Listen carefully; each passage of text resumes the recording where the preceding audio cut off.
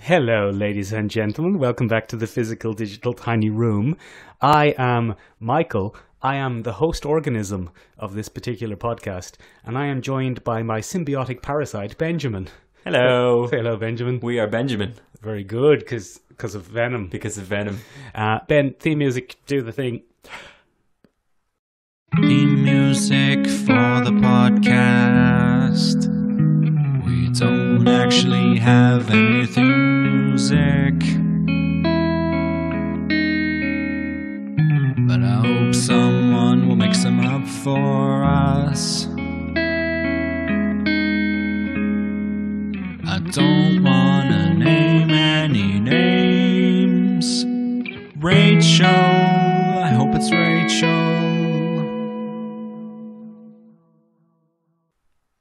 And we're back. Benjamin. Yes. We've had great news on the Instagram. Have we? Yes, we have, Benjamin. What's happened on the Instagram? Benjamin, we've been followed by a Marvel actor. What? Yes. Who's followed us on the gram? I've actually forgotten the man's real name. Oh, that's a great start to introducing. Benjamin, we have, I think, because of our staunch support of the TV show Cloak and Dagger, Which is staunch. Which, as you know, we're not allowed to legally watch, which is the irony of this situation.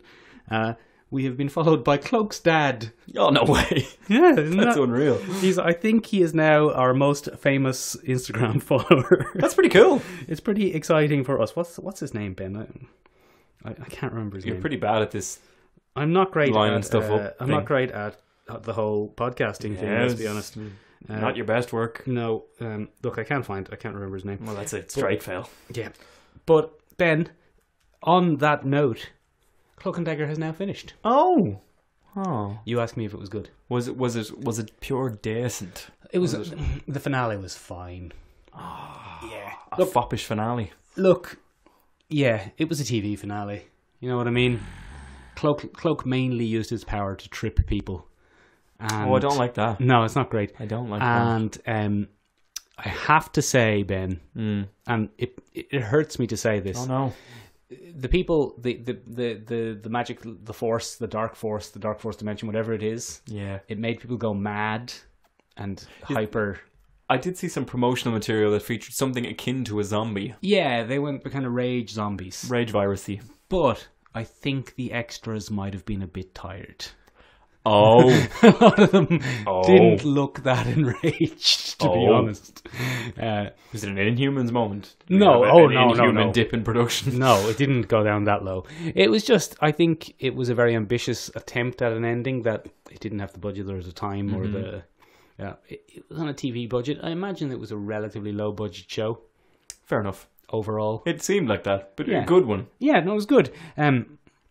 I got a shiver the other week thinking of, wouldn't it have been amazing if when Thanos landed on Wakanda and everyone was being defeated, that if he had been just mid-stride and 3 light daggers had to hit him in the chest. That'd be nice. And then we look over and Cloak has teleported Dagger there to help.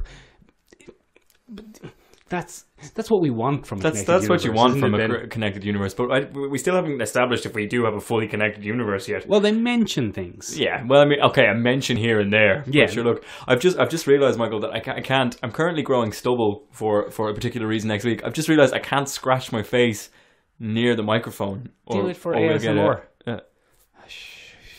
No, look, it picks it up pretty well. Wow, this is gold content. Scintillating podcast content there. A man scratching himself. Benjamin. Look, it's still good though. I still recommend it. ASMR or Cloak and Dagger? No, I've no interest in AMSR. You can't even pronounce it right. Automatic magnetic resonance systems. They're a burgeoning market in the security sector. Yes. Sure, look. Or all men should resign. After the Me Too movement. Yes. We've hit the nose on the head. Boom. Benjamin, still, watch Cloak and Dagger legally when it's available. In other good news, Ben, there's good news about Iron Fist. Iron Fist. The Iron Fist. The good news is hopefully it won't be shit. Fingers crossed. Fingers crossed. Fingers Fists crossed. crossed. Yeah. As they say. Oh, God. Ben, it has been reduced from 13 episodes to 10. Oh, I did hear about this, Michael. You asked me earlier had I heard about that, and it didn't connect with me because Iron Fist has never really connected with me as a show. Oh, very good. But yeah, now that you mention it, yeah, I think that's probably a wise decision. Look, Ben, I want you to do me a favour and name a Netflix Marvel series that hasn't had too many episodes. You can't! I can see you trying. Didn't even give you a chance. Yeah, but you would have ruined. There was a slow intake of breath there in a counting manner, but you took it away. All right, sorry for interrupting. Ben, I want you to take a moment here and tell me a Marvel Netflix series which hasn't had too many episodes. You still can't! It can't be done, Ben. I knew you were going to cut me off and I went for it anyway. Oh, I'm a hopeless hoper. Even The Defenders, which was only 8, was too long. Yeah. Defenders was awful. It wasn't awful. It was just awful. It wasn't as good as Cloak and Dagger, weirdly. Which is now your favourite. I think Cloak and Dagger is it my favourite? Was the ending strong enough to sustain it as my favourite? With foppish finale. I think the slightly disappointing finale. What are you doing? You look like a weeble. Yeah. You're just weebling backwards and forwards. Rocking backwards and forwards. It's thrown me off my stroke completely there. It's not the first time I've thrown someone off their stroke, don't worry. Benjamin, that's a golfing term, not any other sort of term. Are you sure? We've been talking about Iron Fists an awful lot. Ben, what was I saying? Don't know. With the slightly weak finale, I think it might have dropped in behind Jessica Jones season 1. That's my second favourite. Okay. And just a tiny bit ahead of Daredevil season 1. Okay. But that's still pretty good. That's going still for an pretty ABC. solid going for an ABC late to the game gig. Yeah, that when we saw the trailers all those years ago, we went, "Oh, this is never going to be good." We were determined for it not to be good. We almost willed it not to be good, and the universe spited us. Yes, and I think when you finally get around to watching it, Ben, you will thoroughly enjoy imitating Cloak's voice. I'm not allowed to imitate Cloak's voice. No, it's not the African Americanness of his voice. Okay. He has a very characteristic breathiness to his voice. It seems like it comes from really far down his windpipe. Oh, down here? No, it's not deep. Oh. It's it is deep, but it's deep and breathless. It's kind of like, I can't do it. Yeah. But you'll enjoy it. But that is also the title of Michael's sex tape. Deep and breathless. Yeah, deep and breathless. Or Ben throws me off my stroke. Depends on which one you take. God. The Iron Fist, 10 episodes. That's all. Ben, there wasn't much comic book news this week. No, we had nothing. I had a dry week. I had a dry week as well. Something's rattling in the tiny room. Hold on, let's see if we can make this rattle and see if the listeners can hear it. I don't think so. It's the glass cabinet. Yeah, I believe it's one of the action figures. Maybe it's Optimus Prime. Anyway, Ben, back to Podcast Gold. Back to bloody Transformers for a minute. Oh, take a look up there, Ben. You'll see. This is completely a tangent. Yeah, we have time. That's fine. Take a look up there. That's Masterpiece Optimus Prime. The big fella. The big fella there. Big lad. Yeah, the big Optimus Prime looking guy. Yep. That's Masterpiece Optimus Prime version 2. There's Masterpiece Optimus Prime version 1. Okay. Right? He's bigger. Version 1 was bigger. Version 1 is bigger. Version 2 was more in scale with the later releases. Okay. They're doing a version 3. Why? To be ever so slightly about 20% more cartoon accurate rather than toy accurate. Oh. Is that a good thing? It depends what sort of aesthetic you like. I won't lie to you, Michael, and this is going to sound horrifically racist, but Go all on. Transformers look the same to me. Oh! That's it. The animated lives matter, Ben. I'm not sure they do, Michael. Ben, look, let's be honest with the listeners. We've had a technical issue there, and actually half an hour has passed. I think it was probably more. That was in the middle of that conversation. Shockingly long. I don't remember what we were talking about. I think we're talking about an old trailer drop, Michael. Ben, Venom. There was a Venom out. Yeah. There is. Well, the Venom trailer's been out for a while, but Venom trailer number 2 dropped this week. 3? I think this was 2. I think was it it was 2. We had teaser, trailer number 1, and now we've trailer number 2. The namings. It's the naming conventions that's throwing us. Snaky. What did you think of it, Ben? Gave me a little bit more hope than trailer bloody 1. Trailer 1, yeah. Trailer 1 was very 90s. You really didn't like trailer 1, Ben. I would go out and as far as to say that I detested trailer number 1. Vitriolic Hatred. Yes, was your description. Yeah, it was going to be awful. Michael, this looks a little bit better. Not 100% better, right? But a little bit better. And the reason for that is we got to see a bit more of the characterization of Venom symbiote as opposed to Tom Hardy being moody Tom Hardy. And it looks like they're at least doing a half decent attempt at a genuine Venom personality. It's not just a dark inside voice anymore. It's, you know, the weird, odd, uncomfortable Venom. Like, one of the lines that came from the trailer, which I thought was very good, was where he talks about all the different snacks he could have and so little time. That's a direct adaptation from one of the comic books. Oh, good. Of one of Venom and Eddie Brock's first outings. And the bit where he says, "I'll rip off your arms, and then your legs, and then you'll be like a turd rolling down the street." I don't think that's a very Venom-y voice, but it also looks like they polished the CGI a bit more. Yeah. For this one, I liked the coming around Tom Hardy's head thing, the hood effect of the jaw, and the half and half face and is back. The maw. Yeah, there's a bit of both going on. A favourite trope of Marvel. Yeah, it seems like the internet's been losing its mind, pausing it on the weird symbiote face-off that we had in the middle of the trailers of the Flash. They're pulling each other apart. Looks to be a tech-augmented symbiote that I'm guessing the CEO of the company has built Rez to Ahmed. take on... Couldn't tell you. Is that who it is? Yeah. Fair enough. That Rez Ahmed has made to take on the symbiote. And it makes big axe hands. Yeah, I think it's supposed to be a proto-Carnage, maybe? Yeah, it looks very much like Carnage, doesn't it? Proto-Carnage with the old sharp blade roonies. It's definitely not Carnage, though. It's not. Well, we can't have Carnage just yet. Is it Riot? Could be Riot. Could be might be Riot. Could be a bloody riot. I predict a riot. What did you think of the look, per se, I don't of like Venom? that you moved so quickly on from my Kaiser Chiefs joke. I predict a riot. I predict a riot. Yeah, Very good. anyway. What do you think of the... Sorry. The look, per se. I'm actually Venom. a lot more hopeful. Of the Venom. It's very classic Venom, which I like. Did you see Todd McFarlane hated Todd McFarlane's breakdown of his opinion of it? Do I... First of all, okay, there's two questions I have here. Do I have to care about Todd McFarlane's opinion? Well, he did invent the character, didn't he? He did. He invented the character in as much as he came up with a 90s thing with lots of veins, and it was very aggressive and violent in the way that he invents all his characters, where he comes up with a weird gooey thing that gets taken over by something, is very violent and oddly anti-heroish. He likes a weird gooey thing. He likes a weird gooey thing. I think he has a bit of a male reproductive fluid fetish. Oh, Ben. And I think he directs an awful lot of his work. Oh. And I just think Todd McFarlane's... I don't think he's a very creative guy. So you're saying he's jizz obsessed? That's what I'm saying. Todd McFarlane is jizz obsessed. Ben wants to go on the record with that. He did a little video where he analysed his opinion of the look of Venom, and he made some good points. Go on.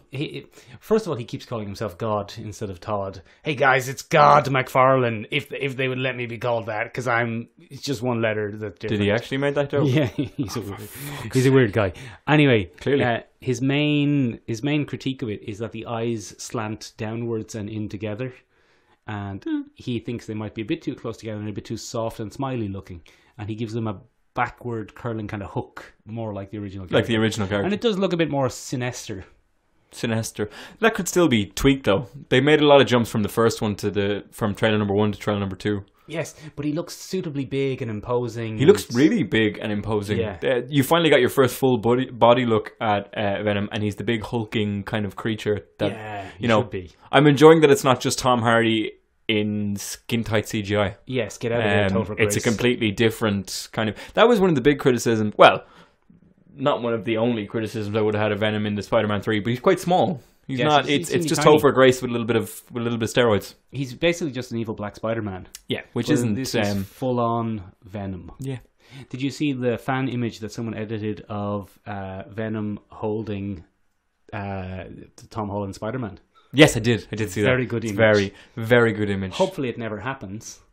I don't think it can. Yeah. I just don't think it can. Because then, you see they've bloody greenlit a Craven movie? They just... Sony's just clinging to the cold remnants of what they have. It won't work. Craven is not that big a Spider-Man. Well, he's big to hardcore Spider-Man fans, but he hasn't got any appeal. Everybody knows who Venom is. No. Disagree. Everyone who's listening to this is probably aware of Venom, but not everyone knows who Venom is. Really? No, for sure. I doubt my mother knows who Venom is. I doubt your mother knows who I am. She does. Does she? Yeah, she knows. Aw. Thanks, Mrs. Leonard. Aw. What are we talking about? Me being a symbiote from outer space that your mother knows. Yeah, not everyone knows who Venom is. Okay.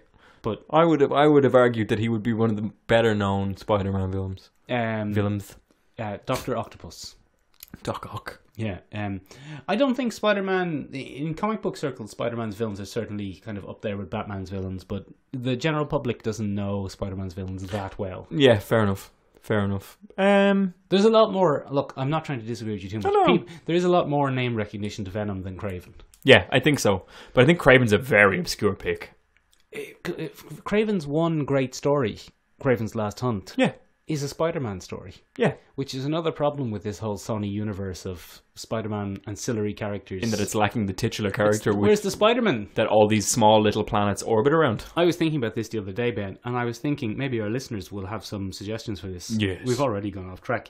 Doesn't matter. I was thinking, can you think of any characters whose origins are inextricably linked to another character who are then someone tries to relaunch them without that link? Because that's what's happening with Venom. They're doing it with the Joker now. The Joaquin Phoenix Joker The movie. Joaquin Phoenix Joker Has no tie-in. And that's official now, by the way. Sorry, that is actually happening now. I don't know if we've touched on that since we discussed it, I think, when it was kind of a rumour. It's now officially happening. DC is launching its own Joker movie without the Batman. It seems a bit of an unusual choice. It is an exceptionally unusual choice. In that Joker literally defines himself in opposition to Batman, and has traditionally since his origin done that. He dies in the original Batman comic that he featured in, and he survives, or he comes back based on his newfound obsession with this man who defeated him. But isn't that what you've just described there, Ben? Isn't that also Venom? It's also Venom, because Venom defines himself in hatred of Spider-Man. So, Ben, you've hit the nail on the head there. Let's move on to our segment. Fair enough. Yeah, Ben, what even is our segment, Michael? What even is our segment, Ben? What even is Venom? What even is Venom? Well, Venom is traditionally... Okay, well, you need to separate Venom into two things. You, very interestingly, at the start of the episode, said that you're the host, Michael, the host organism, yes. And I am your symbiotic parasite. Yes. Ben. We Yeah. are Ben. Yeah. Venom. Venom. Oh, I'll take that. Yeah. Venom it is. That's very important in the relationship of Venom to its host. It works as two things. You have to have a host for the symbiote, which is Venom. Venom is a parasitic organism that inhabits his host. Then is it not the case that the symbiote, the gooey black thing, doesn't actually have a name? It doesn't. It's only Venom when it's merged with the host. It is, yeah. It's only Venom when it has a host, because it's the symbiote without a host, and then you have your host, who has been a number of characters. Don't get me started, Ben. Yeah, well, we are going to get started eventually, Michael. That's the podcast. But I think interestingly, it came from outer space. It's an alien symbiote, an alien organism, sometimes, that attaches itself to other people. Sometimes it needs a host to be truly efficient. Clarify yourself, Ben. Here, are you talking about the original run from the comic books? We are probably going to focus, I think, for now, on the original run from the comic books. That's certainly what I... No. Are we, Ben? You covered this week, I think. Look, you don't tell me what to do. Okay, fair enough.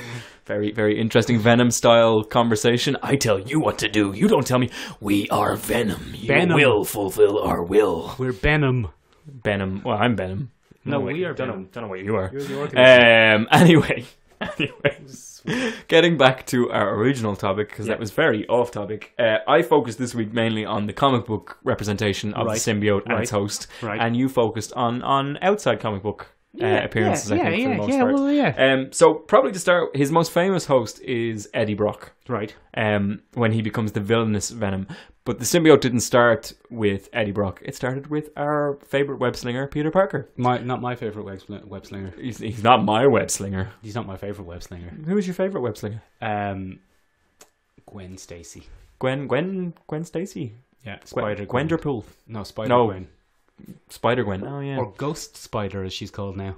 Oh, which I think is a dreadful name. It's a terrible name for a character. She's being played by Marvel hanger-on Dove Cameron. Who's that? She was in Agents of S.H.I.E.L.D. Oh. She has blonde hair and a large Instagram following. And she is... Okay. She's playing her in Marvel Rising and possibly in Spider-Verse. Into the Spider-Verse? Yeah. I'm not sure though. Yeah, don't particularly care. Yeah. Anyway, it came from the Secret Wars saga.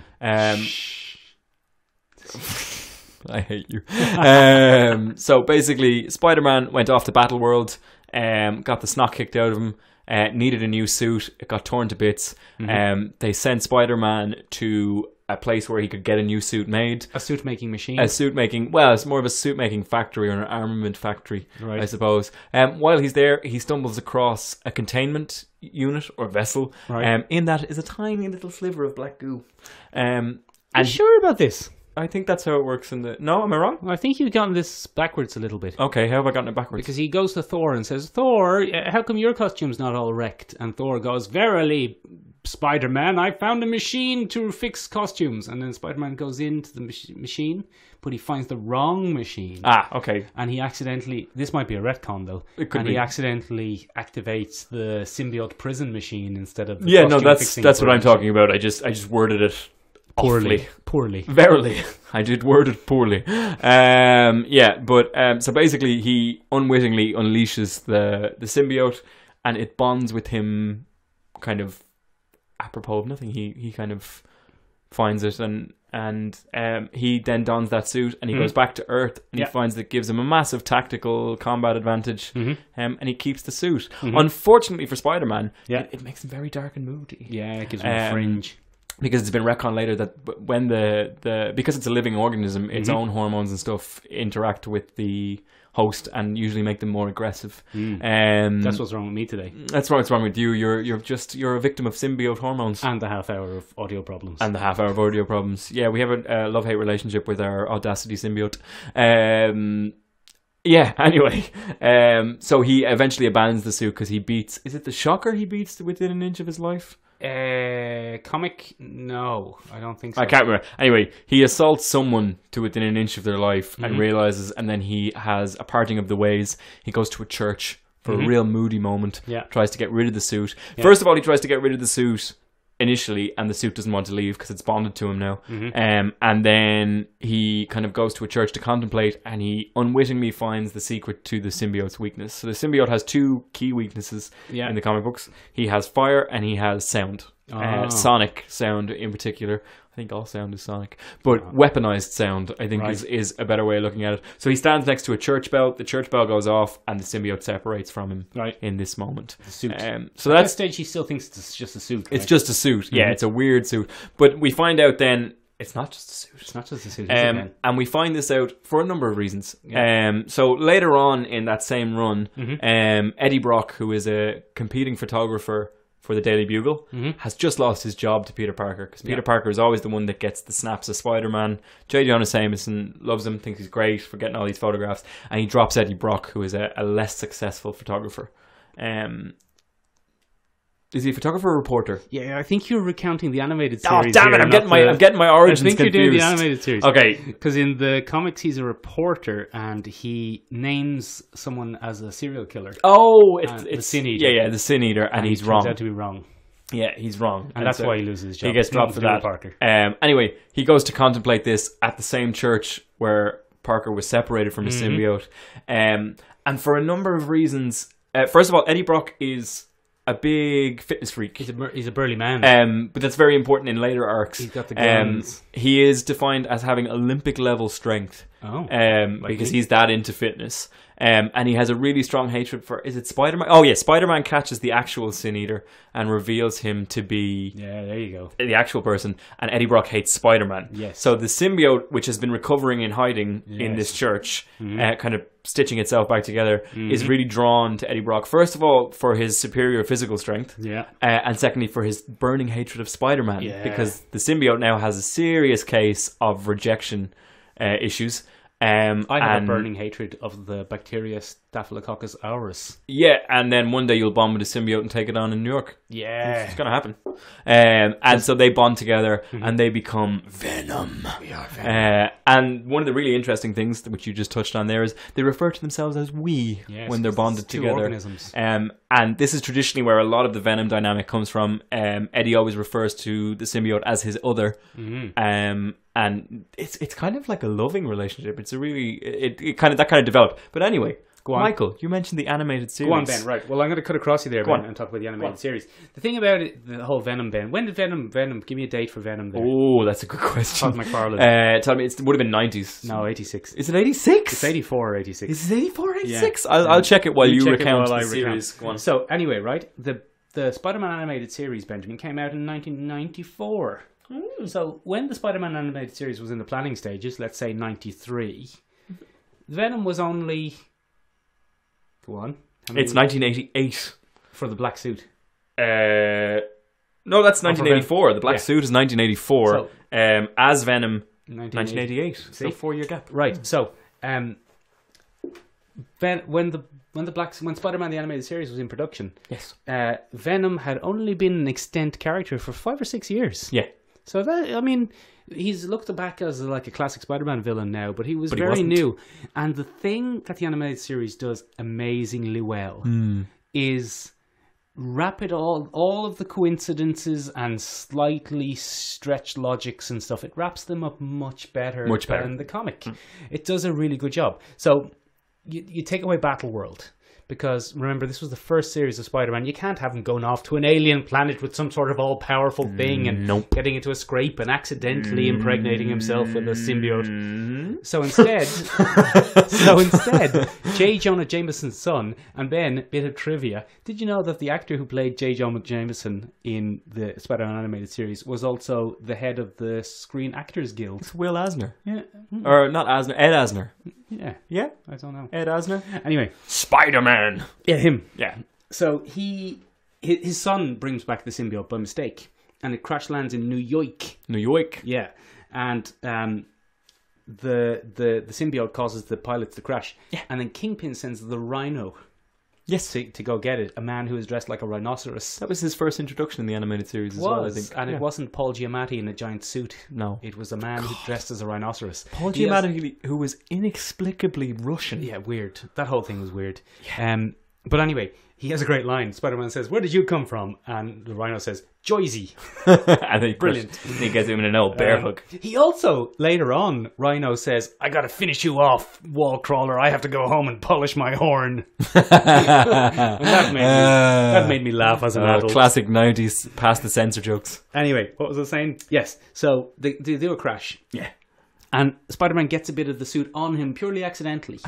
So it's a coincidence that it ends up on him, but it's also not that much of a coincidence because of course Spider-Man would go to where the accident was and be infected, and Venom, the symbiote, he goes to save the day in New York. Yeah, and the symbiote would choose him because he's the strongest and the most powerful around. Yeah.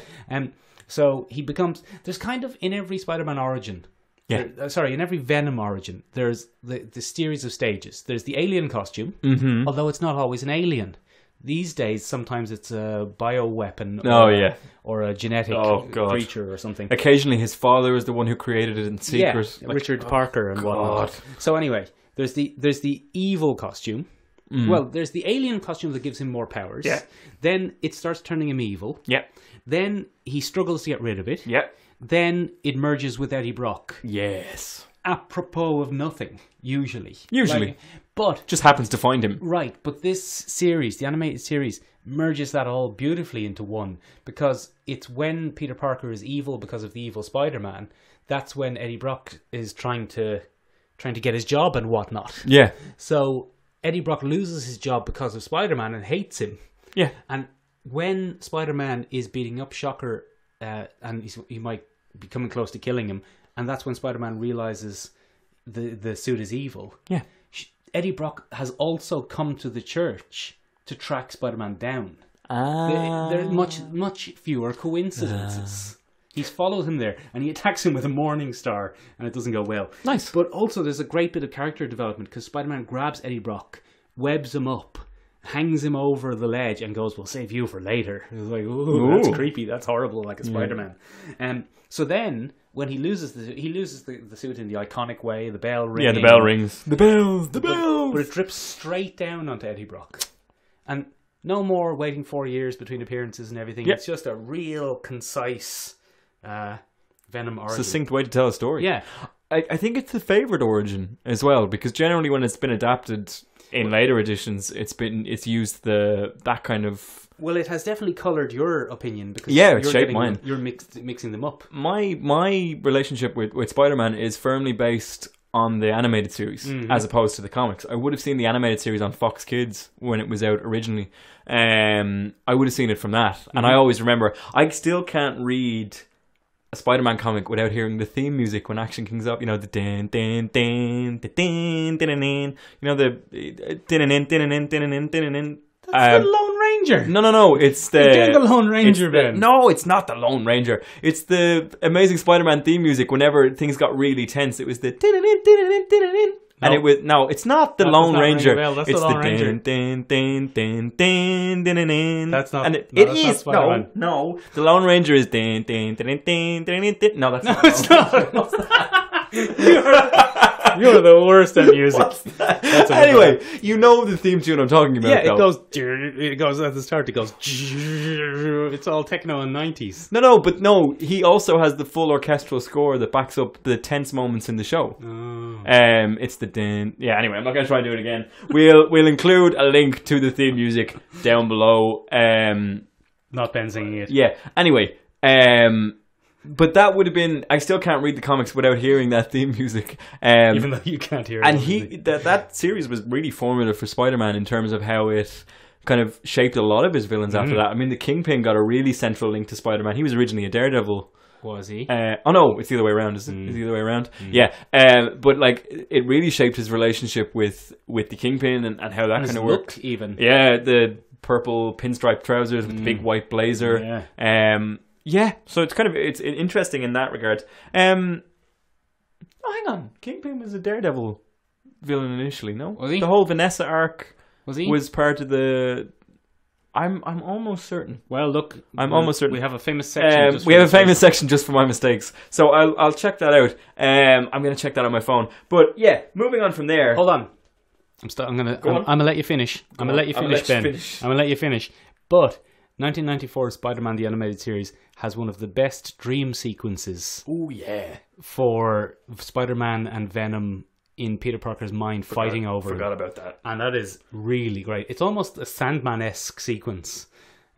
It's like a horror sequence with this big inky, horrible Venom Even symbiote. the original Spider-Man suit is really weird, warped and twisted. Weird kind of gangly Spider-Man suit. Yeah. Really good. By comparison, that comes from the comics as well, but the animated series actually did it better, Ben. Yeah. By comparison, in 2007 Spider-Man 3, when he's having the sequence where he's dreaming and Venom is taking over, or the suit is taking over, it's just flashbacks to all the bad things that happen in his life.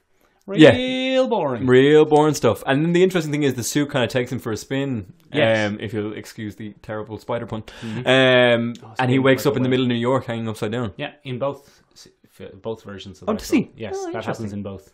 Oh, good. And he says, Parker, how'd you get here? Yeah, it's one of those things. Yeah. You were absolutely right. Kingpin, 1967, Spider-Man number 50. And in episode, Ben's Retractions. Yes, in episode, Ben's Retractions on the spot. But what has kind of made him so formative is his iteration as Venom with Eddie Brock. They're kind of the traditional thing. That's certainly what I always think of when I think of Venom. And he's this huge, hulking, monstrous creature. Kind of very much the embodiment of Eddie Brock's hatred for the Thing. Exactly. Not the Thing. Benjamin for Spider-Man, sorry. And I think one of the really terrifying villains for me, certainly, again, formatively from the Spider-Man animated series, because he has a number of effects on Spider-Man. Doesn't trigger his spider sense. Yes, so he can actually sneak up on Spider-Man. He can camouflage himself. Yeah. So he can appear from nowhere and he can turn invisible. Attack him. He can turn into a sharp Italian suit. And he can blend into clothes. But he's also not clothes, Ben. He was much stronger. A sharp Italian suit. A sharp Italian suit, my mistake. He's much stronger. One of the most upsetting childhood memories I have of a cartoon is when the woman comes to visit Eddie Brock in prison wearing Venom as a coat. Oh. And she has the weird, creepy kind of echo voice when she speaks to Eddie. I don't know why that freaked me out so much as a kid, but it really did. And then the suit kind of attacks him and rebonds with him. That's the return of Venom. That's the return of Venom. It's not the original Venom saga. Here, Ben, look. Yeah. I see what you're saying about this big, giant, hulking Venom. And it's great. I love a big giant hulking Venom. We were about 7 minutes, so we're about 32 minutes. No, we're now. fine. We're fine. A big giant hulking Venom is great. You know who's not a big giant hulking man? Who? Topher Grace. No, he's very, very skinny man. He's a little skinny man. Little skinny man. Do you think that he was cast in 2007 Spider-Man 3 because of his kind of physical match for Tobey Maguire? I'm not necessarily. I don't know why he was cast in. He was a make- terrible choice. He had frosted tips, as I recall. He did have frosted tips. Very 90s. Very 90s. For a not very 90s movie, that was 2003. 2007. 2007. Yeah. No right to frosted No. tips in 2007. Get out of here with your tips. So I don't know how he kind of got that one. He was awful, and they did the half face with the sharp teeth. It was Topher Grace with like a mouthpiece, and like they would kind of sit up around his like he was all. It was just awful. He's also in it very little. Venom. Yeah, that was a studio decision. Yes. To have the 3 different villains. I think Sam Raimi probably just wanted Sandman. Sandman and possibly finish the Harry Osborn arc.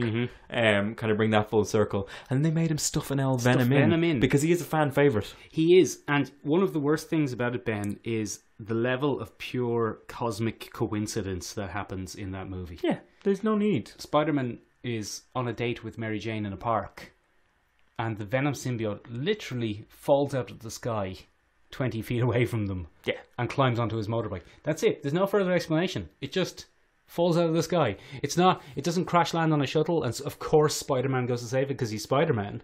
He's just a man in the park on a date. Happens to be found by... And this thing falls out of the sky. Terrible Literally writing. falls out of the sky. Terrible writing. And then later, when Peter Parker gets Eddie Brock fired, because Eddie Brock's a real dickhead. He is a real dickhead. He is a real dickhead in this. Yeah. But he gets him fired, and he says, if you want forgiveness, find religion. And then Eddie Brock takes that literally and goes to church. Yeah. And he happens to go to the church Where the symbiote is. Spider-Man is having the confrontation with the suit. Cosmic coincidences Terrible. all around. But the thing about 2007 Yes. Spider-Man 3 is it does hit all kind of 4 aspects of the Venom origin story. He was just inhabited by a really bad actor, so it didn't really get a great shakedown. And the cosmic coincidence of it all. Everything Everything has to be stupidly coincidental because they only have 20 minutes to do it. But they also took away a really key component of the Venom symbiote, which is he's not intelligent he doesn't quip or anything like that in the 2007 movie. He just screeches a lot when he's in full Venom mode. He does. He recoils his face to be Eddie Yeah, Brock but again. it's not the same thing. Yeah. It's Eddie Brock, and then when the symbiote is in full control, he's like kind of a weird screeching lunatic monster. lunatic monster thing. That's not what Venom traditionally is. Venom Like is a Justin Bieber fan. Ba-dum-bumps. That was awful. Like you. Like, well, I am a giant beaver. I'm a believer. That's not true. Thankfully. But one of the great things about... I actually put this question out to Reddit because he's had so many iterations and I was kind of curious as to what people... The Reddit. So the Spider-Man Reddit, and because I'm kind of interested, and a lot of people cited 2 very important influences, the animated series and the PS1 game that was based on the animated series. Oh. And one of the things that really is unsettling about Venom when he's combined with Eddie Brock is they first of all always refer to themselves as we. We are Venom. And they're really bizarrely zany and twisted for what they are. This characterization came from his run in a run called Lethal Protector, Venom Lethal Protector in the comic books, where he has a lot of quips and stuff like that. He's the fast-talking webhead version, but a very sinister version, because Spider-Man is famous for always talking. And it seems to be something that the symbiote has taken from Spider-Man. Yeah. He talks just as much as the original Spider-Man, but in a really twisted way. So like he'll shove his hand into someone's stomach and operate their hand or hit their mouth with his hand, and he'll have a conversation with them. Oh, that's not good. And he's like, "This is a really good look for you." He's like, "Yeah, I think so too." Like he has these really weird twisted moments, and it's like it is very much in every sense a darker version of Spider-Man. It's not just bigger, stronger, monstrous looking. He takes all the things that Spider-Man is famous for and he twists them into this strange even quips thing, even the quips. And it's really interesting to kind of see that take form. Now, unfortunately, Go on, Ben. to give Eddie Brock a bit of depth in the comics, he gets cancer at one point. No. And it's strongly implied that he gets cancer from the symbiote Yeah, that would make sense. as an alien force that came to Earth. Yeah. And it's strongly implied that this is the case. So they go their separate ways. And then the symbiote kind of goes into a limbo period, and it ends up much later in a different run of Spider-Man. It ends up in a supervillain auction. Yes. Where they, the original Scorpion suit is up for grabs and stuff like this. And a mob boss buys the symbiote. Which one? The Kingpin? No, it's not a legit... It's suddenly an Italian mob. Oh, the Maggia. That comes from somewhere. I'm not sure who it is. But he buys it for his son in a really unusual fashion. His son is kind of wimpy and he wants to man his son up, so he buys him an alien symbiote for him to bond with and become a big threat. That's why I bought you one. Gotcha. Zing. But anyway, go on. This run is bizarre because what happens is this guy takes on Spider-Man in the new suit. Yes. And the cowardice of the host, he tries to escape. Right. Venom is so displeased with... Well, the symbiote. The symbiote is so displeased with being paired with this person that it leaves him mid-jump. Right. So the mob boss's son plummets to his death. Haha. And the symbiote goes out to find a new host. Right. So this another interesting thing here is it shows the symbiote as its separate personality. And this was the start of this strong love affair kind of thing between Eddie Brock and the symbiote. The symbiote had always had a mind of its own, but it was never given characterization of its own. It was always a living entity that would try to find things. And Lethal Protector kind of showed it a little bit where they would have conversations in their head. Yeah. But now you got this sense of the symbiote having agency and choosing who it found and how it picked certain people and, that kind of thing. But not wimps. Doesn't like a wimp. No. Doesn't like a wimp. So, rather unusually, who it found after that was Mac Gargan, who was the original Scorpion. Yes. Okay? He was in Homecoming. He was in Homecoming for the briefest of... Yeah. Was he in Homecoming? He was. He's the arms dealer who Spider-Man accidentally scars on the boat. Is that Mac Gargan? Yeah. And he's going to be back. Excellent. Scorpion. He was a real science one. He was bonded to a big suit. Yeah, like the Rhino. Couldn't get out of it. Getting bonded to a giant animal-themed suit. That's how you big become a Spider-Man villain. Yeah. Big Spider-Man thing. Science gone awry. Science is a bad bloke, isn't it? Bad egg in the Spider-Man world. If you could be permanently bonded to some sort of animal-themed suit, what animal would it be? I would be a mink. I'm the mink. I'd have to change very little of my ideas. So perfect for Just scribble an N over the C. I'm the mink. What would I be? What's interesting? No, you wouldn't be something interesting. Seal man. Seal man. Like seal. Sealman. Wow. There used to be a seal man alone on the coast. Keep going. You became a seal man. That's what I fear the most. That was pretty good. Do it.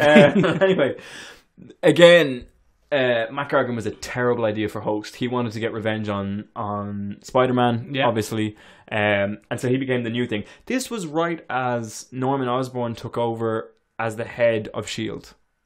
This was a whole thing way back in around 2008, 2009, I think. The evil S.H.I.E.L.D. Yeah, evil S.H.I.E.L.D. This was after the events of Hammer? the Skrull invasion. Yeah, Hammer. Yes. So he became the head of Hammer, and he recruited a new team of Thunderbolts. Thunderbolts are the government-run villain rehabilitation program, kind of a rip-off of Suicide Squad from DC. It's their version, they're called the Thunderbolts. And he recruits this Venom into that. This is where it gets really interesting. Go on. Am I wrong? No, you're right. All right. I'm just looking at something else. The symbiote is kind of interesting here and gets more characterization as a monster. Go on, yeah. It makes Mac Gargan eat people and stuff like that. And Mac Gargan Pancreas. has an identity crisis where people frequently refer to him as a monster. And he's like, I'm not a monster. And he has this fall down. So naturally, the symbiote thinks him weak and it leaves him eventually. Is it Mac Gargan who is the black-suited Spider-Man in Norman Osborn's Dark Avengers? Yes. Well, it is him. Yes, that's him. So he has three forms. Right. He has black-suited Spider-Man. Right. He has, which is the classic black costume, and Mac Gargan inside. As designed by that guy we were talking about. That guy, sorry, here it is, Randy Schuler. Oh, I forgot the most interesting part. Tell that story. And so this story is kind of interesting. As we said, the black costume was introduced in 1984. Yes. And 2 years after I was introduced. Really, tragically for this guy, it was a fan suggested idea from a guy called Randy Schueller. And in return for his idea, which is one of the iconic runs of Spider-Man, he was offered $200. Well, he wasn't offered; he was given. He was given $200, and he took it. Yeah. And then it's gone on to become one of his most iconic looks, which is a real shame for Randy Schueller. I don't know. I'd like to be part of it. The thing about Randy originally recommended a black suit with a red spider on the chest, which you'll be familiar with as being the look of Knoll. Oh yeah, Knoll. Knoll. Yeah. No, Knoll has a dragon on his chest. He doesn't have a spider on his chest. Yeah, but it's still a red same thingy. thing. It's yeah, a red same thing. Thingy. So, yeah, that's what kind of happened there. Good job, Randy. But anyway, this monstrous version. So this is where the symbiote kind of completely separates from his host. Yeah. And it becomes estranged, and it gets lost. Basically, and it goes through a whole bunch of different iterations. Eddie Brock comes back for a while. He doesn't come back for a while. Eddie. But Eddie then becomes a separate thing altogether. But anyway, notwithstanding that, it's kind of interesting, and this was where the symbiote really got its own personality and became its own thing. And all of a sudden, the characterization of the symbiote changed. Right. It became a very needy thing. Yeah. And then it became a thing of the symbiote needing a host. Right. And it kind of changed that relationship, because originally the symbiote was just something that fed on its host. And it kind of changed here and there. But then it became a far more emotional creature than what we were used to. And it began seeking Eddie again. It wanted Eddie back. So anyway, Eddie Brock was reintroduced a little bit later, still suffering from cancer. Yeah. And he was in kind of a homeless shelter. He was helping out at the homeless shelter with Peter Parker's Aunt May. Classic. One of the people. And a Spider-Man villain called something Lee. I can't remember. But it's Mr. Negative. Right. The Negative Man, or Mr. Negative. And this guy has all kinds of powers for... He's always complaining. One of them. That's very good. But anyway, he has this ability to he never comes up with any solutions, only problems. Anyway, he has this ability to swap things. Right. So he turns them into their dark version or their light version. Oh. So he is in contact with Eddie. So if he touched Spock would grow a goatee and become evil. Yeah, possibly. Right. Possibly. Okay. But he kind of touched Eddie and charged him in a different direction. So the next time Eddie meets the symbiote, which is completely by accident, Spider-Man and the symbiote are having a battle. Another coincidence. They crash to the wall in this soup kitchen that Eddie's working in. The symbiote sees Eddie and launches straight towards him because it wants to rebond with Eddie. It's never forgotten Eddie. Eddie, it's like The Notebook, but with an alien symbiote. And Eddie Brock is played by Ryan Gosling. It's a whole thing. Oh, yeah. It's never over. You know, you really like that movie. I love that movie. It's great movie. Big fan of the goose. So they run. I've Big Daddy Gosling.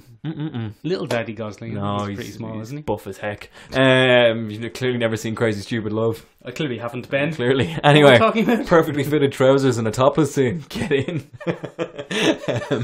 So anyway, the moment they touch, yes. The negative charge that Mr. Negative has given to Eddie transforms him into something new. He becomes anti-Venom, which is a big white version with a black spider symbol. So, Venom is his own nephew. Yeah, kind of. So it's this bizarre thing where Venom... I've done it. Anti-Venom. Oh, God. Like he's his auntie. Leave it. Podcast is cancelled. Anyway, so that was the introduction of a new anti-Venom. Anyway, yeah, who cares about that? The heel and the rear of the jig is Eddie Brock is the most famous host. Yes, but he's gone through many other hosts. Yes, there's also been so the symbiote is kind of interesting in that it's been experimented on a number of times. Sometimes while he was Eddie Brock, with men, sometimes with ladies. Women, and it's a non-judgmental environment. We here at the podcast don't condone or miscondone. Miscondone? That's not a word. We don't besmirch. We don't judge. We don't, if the Venom symbiote wants to go live off its and life. Just live its life. Yeah, just be its own. Let the symbiote do him. Yeah, live its own best life. Yeah. What are you saying? But it's been experimented on a number of times. Yes. It's a very powerful weapon. Yeah. According to S.H.I.E.L.D., one of the 4 biggest threats to humanity. Yeah. When the symbiote is in full swing, it can take down. Wikipedia. When the symbiote is in full swing, it can take down the Avengers, as exhibited in Superior Spider-Man when it bonds with Peter Parker, who is currently being inhabited by Doc Ock's consciousness. Yes, they bond together, and he beats the Avengers. All of them, no problem. Smart and powerful. Until Peter Parker's consciousness kind of separates them. It was terrible writing. It wasn't very good. But it has been experimented on and has had a number of hosts. One of the more famous hosts recently is Flash Thompson. Flash Gordon. And he became Agent Venom. And it was a version of the symbiote that was controlled through sedatives and worked for the US military. Yeah, and had no legs. Yeah, and this is where they really began to expand the Venom lore. The Venom universe. Much to my chagrin. I don't know about yours. Prior to that, Venom had always been an alien suit, but his origin, the symbiote's origin, had never really been hinted at. You didn't know if the symbiote was a unique organism or if it was something else. Yeah. During his time... Or if it just fell out of space. Or if it just fell out of space. It was just a one-off. We didn't really know. And then what happened was Flash Thompson became an ambassador for Earth and travelled with the Guardians of the Galaxy. You can read this in the 2013 run of the Guardians of the Galaxy. Guardians of the Galaxy. And this is where we're introduced to Clintar. And Clintar is the home planet of the symbiotes. And so we start this awful origin story where the Clintar are actually a noble race of warriors and the symbiotes are supposed to help, and we find out that human beings corrupt symbiotes. Classic. And it's all our fault. Normally symbiotes are noble. So basically what happens when you're a symbiote bonded to a human, if you're not regulated properly, is you get something like Carnage. Carnage is an offshoot of Venom. It's a spawn of Venom, and it bonded with a serial killer. Spawn being the right word. And became, I suppose, given the creator. And then it became... a real bad bloke. It became a real bad bloke. It's one of the more powerful... Boldy. He's a real boldy. He's a real boldy.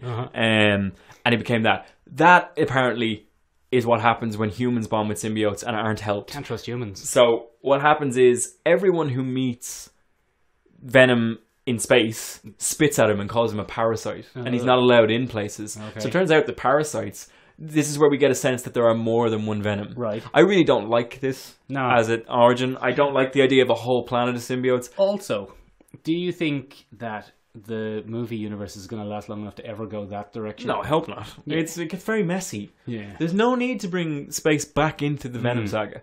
Like, it was fine. They were great characters as opposites. Spider-Man and Venom. They were great mirror characters. Well, this is the crux of the matter, though, Ben, isn't it? Because like we said earlier, every Venom origin has the steps, the stages, the evil suit.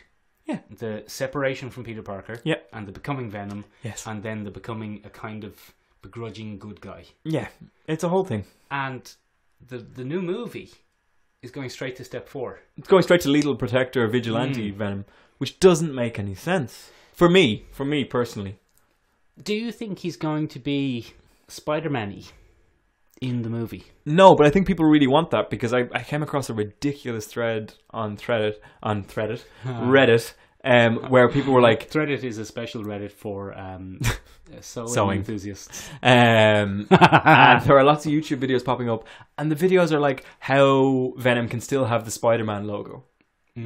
And people desperately want this, because one of the key features of Venom, you can say it's a dragon, is a big white spider that wraps around its body. People are desperate to kind of have that Spider-Man link to Venom, but you can't have that without Spider-Man. Well, you can. It's just because it's like a grotesque parody of Spider-Man. But like I said, you can do whatever you want. It'll just be bad, like Spider-Man 3. Yeah, but you don't want that. No, you don't want. We want a solid outing.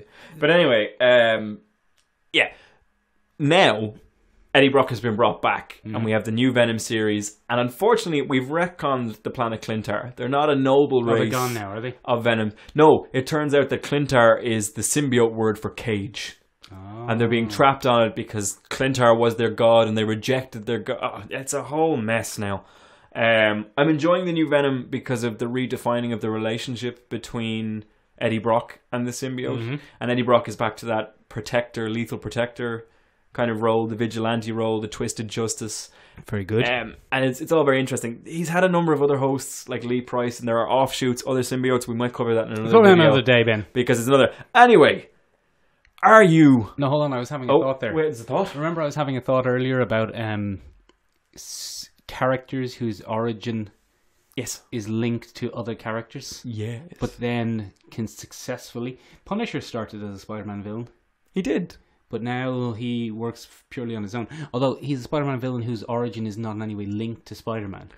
Features in the first outing of Anti-Venom, actually. Does he? Yeah. Also, I was thinking... What? Xena. Warrior Princess? Yeah. She started life as a Hercules villain. Thank God she got out of that. But, like, you could do a Xena Warrior Princess reboot, a new film, and you wouldn't even have to mention Hercules and no one would care. I can't think of any others, though. No. Any other characters who got started with one thing and then kind of outgrew it or could now stand on their own? I suppose... Nightwing? No. He's still very tired, But isn't if he? you made a bloody Nightwing TV show and never mentioned Batman, people would balk shit at hemorrhage. the idea. They would, yeah. But I mean, you could definitely do a Xena without having to worry about Hercules. You could definitely do a Punisher without having to worry about Spider-Man. Yeah. But I just can't see how you can do a Venom without bloody Spider-Man, because this is the whole thing. He's a dark Spider-Man. He's a dark Spider-Man. It's his whole motivation. And it makes for really interesting interactions because it's a really dark reminder of Peter Parker's mistakes, which we love in a Peter Parker story because Spider-Man has to be miserable.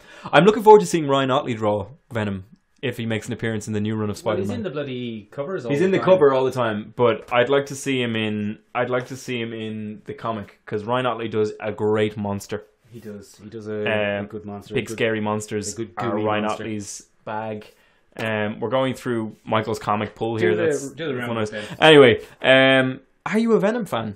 Do you hate? Oh, no, you're not talking. Do you hate negative versions of superheroes? Do you find them boring? Are you a negative man? Are you a negative man? If so, can you positively charge Eddie Brock to have an anti-Venom moment? No, but please let us know. Do you have a favourite version of Spider-Man's villain Venom? It might be the animated series, it might be the comic book, it might be the ultimate version, which is a far more monstrous version of Venom. And also a kind of technological biotechnology suit, not an alien. Yeah, nothing to do with aliens. So yeah, please let us know. Did you say aliens? I did say aliens, yes. Yeah. Please let us know down below what you think. Also, as always, we are on SoundCloud. We are on SoundCloud. We are on Facebook. On the YouTube. We are on Instagram. We love an Insta comment. Yeah. So please get in touch with us and let us know down below what you think of Venom. I'm curious to know. Thanks to the people who have been already reviewing us on iTunes. Yeah, okay, thanks. Have we gotten some iTunes reviews? Yeah. Oh, we've gotten some iTunes reviews. I knew that from the start of the podcast, obviously, just testing Michael. Yeah, thanks a million for giving us the review. They do actually help us quite a bit. And we love to hear from you. We love when you get in touch. If you have any ideas for episodes, we're scraping the bottom of a shallow barrel of content in our own lives. So if you have an idea or you'd like us to do something, let us know. If you've been playing our drinking game, which you can find on the Instagram created by Michael over here, please let us know how it went. And as always, if you have any retractions for me, let us know down below. I'm always happy to eat my own words. Eat them, Ben. Eat them. Eat them next week. Eat them. All right, bye. Bye.